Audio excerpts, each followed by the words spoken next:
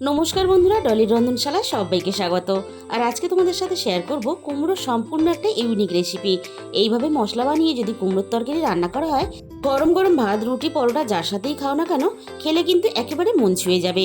আর এই রেসিপিটা বানানো খুবই সোজা, আর ঘরে থাকা সমস্ত উপকরণ দিয়ে তোমরা খুব সহজেই বানিয়ে নিতে পারবে। তাহলে বন্ধুরা, রেসিপিটা শেষ পর্যন্ত দেখার জন্য তোমাদের কাছে আমার অনুরোধ রইল। তাহলে চলো রান্নাতে কি কি লাগছে সেটা দেখে নেওয়া যাক। এখানে আমি 500 গ্রাম পরিমাণ কুমড়ো কেটে নিয়েছি। আর দেখেই বুঝতে পারছো কুমড়োটা কিন্তু খুব বেশি পাকা না, বেশ কাঁচা পাকা যে কুমড়োগুলো হয় সেই কুমড়োই কিন্তু আমি রান্নাতে ব্যবহার করেছি। আর অল্প একটু খোসা রেখে ছাড়িয়ে নিয়েছি, যাতে রান্নার পরে কুমড়োটা খুব ভালোভাবে সিদ্ধও হয়ে যায়, আবার বেশ গোটা গোটাও থাকে। আর কুমড়োটা ঠিক এরকম কাঁচা পাকা দেখেই নিতে হবে, তাহলে রান্নার স্বাদটা বেশি ভালো হবে। আর এখানে আমি মাঝারি সাইজে 3টা আলু কেটে নিয়েছি, আর আলুগুলো ঠিক এরকম ডুমো করে কেটে নিয়েছি। এবার আমি এই রান্নার জন্য একটা প্রথমে মশলা বানিয়ে রেডি করে নেব।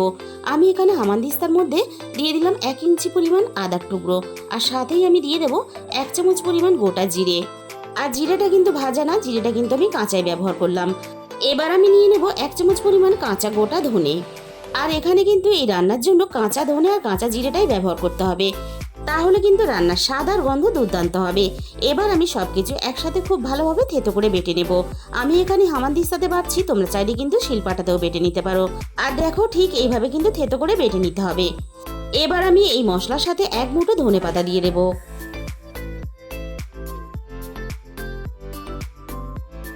ধনেপাতাটাও ঠিক আমি একইভাবে সবকিছুর সাথে থেতো করে বেটে নেব। আর বন্ধুরা, এইভাবে মশলা বানিয়ে যদি কুমড়োর তরকারি একদিন তোমরা রান্না করো, তাহলে কিন্তু বারবার তোমাদের রান্না করতে ইচ্ছে করবে। এই রান্নার স্বাদ আর গন্ধ দুটোই এতটাই দুর্দান্ত হয়। আর দেখো, সবকিছু আমি ঠিক এইভাবে থেতো করে বেটে নিয়েছি। তাহলে চলো রান্নাটা আমি কিভাবে করেছি সেটা এবার দেখে নেওয়া যাক। প্রথমে আমি কড়াইয়ের মধ্যে প্রয়োজন মতো সর্ষের তেল দিয়ে দিলাম। প্রথমে আমি তেলটাকে খুব ভালোভাবে গরম করে নেব। আর তেল গরম করে নিয়ে আমি প্রথমে আলুগুলোকে ভেজে নেব, তাই আমি তেলের মধ্যে আলুগুলো ভাজার জন্য দিয়ে দিলাম। আর কুমড়োর তরকারিতে অল্প একটু আলু দিলে তাহলে খেতে বেশি ভালো লাগে, তবে তোমরা চাইলে কিন্তু আলু ছাড়াও এই রান্নাটা করতে পারো। আলুগুলোকে নাড়াচাড়া করে আমি খুব ভালোভাবে বেশ লালচে করে ভেজে নেব। আর আলুগুলো দেখো ঠিক এইভাবে লালচে করে ভেজে নিতে হবে। আলু আমি খুব ভালোভাবে দেখো ভেজে নিয়েছি। এবার আমি কেটে রাখা কুমড়োগুলো আলুর সাথেই ভেজে নেব। কুমড়োর সাথে আমি স্বাদ মতো লবণ দিয়ে দিলাম। আর এই রান্নার জন্য আলু কুমড়ো আলাদা করে ভেজে রান্না করার দরকার নেই, একসাথেই ভেজে রান্না করলে হবে। আর আলু কুমড়ো আলাদা করে ভেজে রান্না করলে তাতে সময়টা অনেক বেশি লাগবে, আর তার জন্য রান্নাটা হতেও অনেক দেরি হবে। আলু কুমড়োটা লবণ দিয়ে আমি নাড়াচাড়া করে মিনিট 2-3 মতো ভেজে নিলাম। এবার আমি আলু কুমড়োর মধ্যে অল্প একটু হলুদ গুঁড়ো দিয়ে দিলাম। এবার আমি আলু কুমড়োর সাথে হলুদ গুঁড়োটা নাড়াচাড়া করে খুব ভালোভাবে মিশিয়ে দিয়ে আলু আর কুমড়ো একসাথে নাড়াচাড়া করে আবারও খুব ভালোভাবে ভেজে নেব। আর আলু কুমড়োর মধ্যে একটু অল্প হলুদ গুঁড়ো দিয়ে ভাজলে তাহলে আলু কুমড়োর গায়ে সুন্দর একটা ভাজার কালার চলে আসবে, আর তার জন্য রান্নার পরে রান্নাটা দেখতে ভালো লাগবে। আলু আর কুমড়ো দেখো বেশ ভালোভাবে আমি নাড়াচাড়া করে ভেজে নিয়েছি। এবার আমি ভাজা আলু কুমড়োগুলোকে কড়াই থেকে নামিয়ে নেব।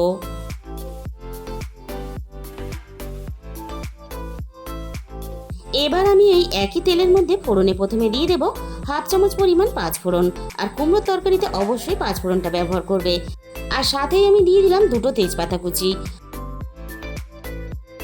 এবার আমি ফোড়নে দিয়ে দেব 2টো শুকনো লঙ্কা। এবার আমি ফোড়নটাকে হালকা নাড়াচাড়া করে একটু লালচে করে ভেজে নেব। আর 5 ফোড়ন শুকনো লঙ্কা যদি একটু লালচে করে ভেজে নেওয়া হয়, তাহলে কুমড়োর তরকারির ফ্লেভারটা কিন্তু দারুণ হবে। এবার আমি আগে থেকে থেতো করা মশলাটা ফোড়নের সাথেই তেলের মধ্যে দিয়ে দেব।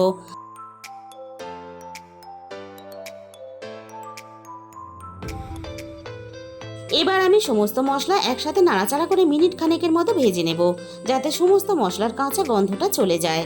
আর এই সময় কিন্তু আমি গ্যাসের ফ্লেমটা একেবারে লো করে দিয়েছি, যাতে মশলাটা না পুড়ে যায়। যদি মশলাটা পুড়ে যায় তাহলে রান্নার স্বাদটা কিন্তু নষ্ট হয়ে যাবে। এবার আমি দিয়ে দিলাম অল্প পরিমাণ জল, যাতে গুঁড়ো মশলাগুলো পুড়ে না যায়। এবার আমি একে একে গুঁড়ো মশলাগুলো দিয়ে দেব। কুমড়ো আলু যেহেতু লবণ দিয়ে ভাজা আছে, তাই স্বাদ মতো অল্প একটু লবণ দিয়ে দিলাম। আর সাথে আমি 1/2 চামচের একটু বেশি হলুদ গুঁড়ো দিয়ে দিলাম। আর কুমড়োর তরকারিটা কিন্তু খুব বেশি ঝাল হলে খেতে ভালো লাগে না, তাই দিয়ে দিলাম সামান্য অল্প পরিমাণ ঝালের জন্য লঙ্কার গুঁড়ো।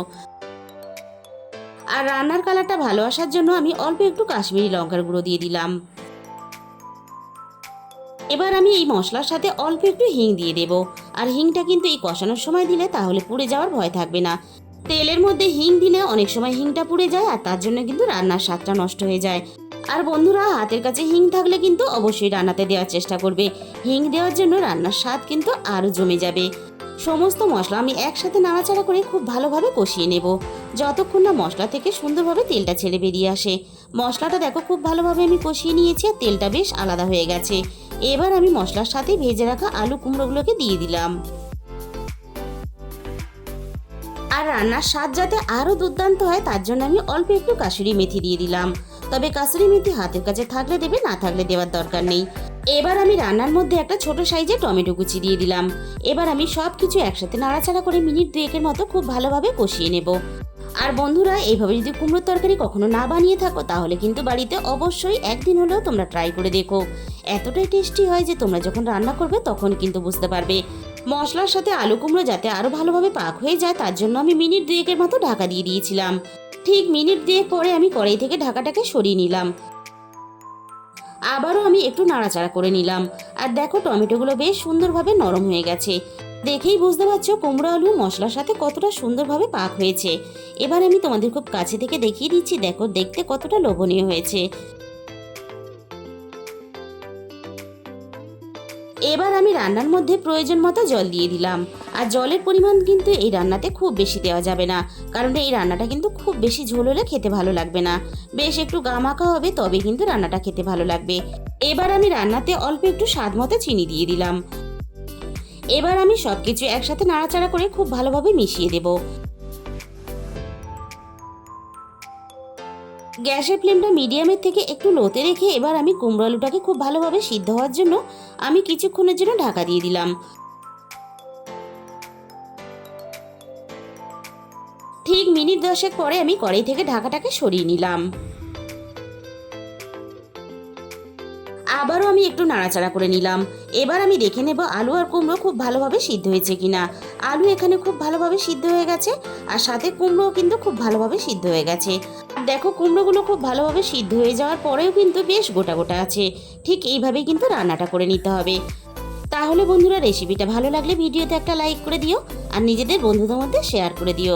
আর যে সমস্ত নতুন বন্ধুরা এখনও পর্যন্ত আমার চ্যানেলটাকে সাবস্ক্রাইব করনি, এরকম নতুন নতুন রেসিপি পেতে আমার চ্যানেলটাকে সাবস্ক্রাইব করে পাশে থাকা বেল আইকনটা ক্লিক করে অল করে দিও। তাহলে আমি যখনই কোনো নতুন রেসিপি আপলোড করব সবার আগে তোমার কাছে পৌঁছে যাবে। আর তোমাদের মূল্যবান সময় দিয়ে আমার এই রেসিপিটা শেষ পর্যন্ত এতক্ষণ সময় দিয়ে দেখার জন্য তোমাদের সবাইকে অসংখ্য ধন্যবাদ। আজকে তাহলে এই পর্যন্ত, দেখা হবে অন্য কোনো নতুন রেসিপির সাথে।